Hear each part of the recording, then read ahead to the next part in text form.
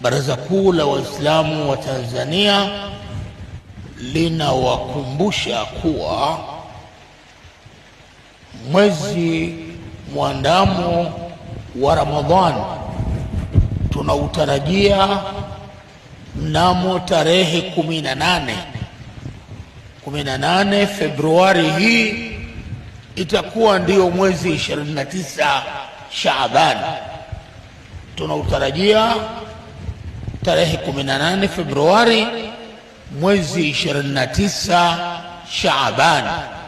Ukiandama tarehe 19 tutaingia katika mwezi mtukufu wa Ramadhani.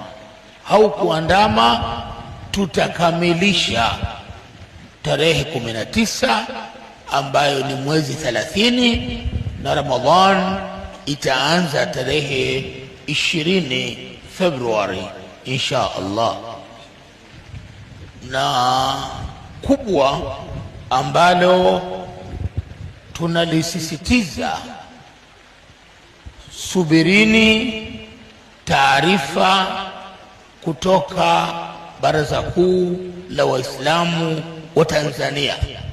Lenyewe lina kamati maalum ya kufuatilia mambo ya mwezi kwa kushirikiana na nchi za Afrika ya Mashariki, Zanzibar na Kenya. Kule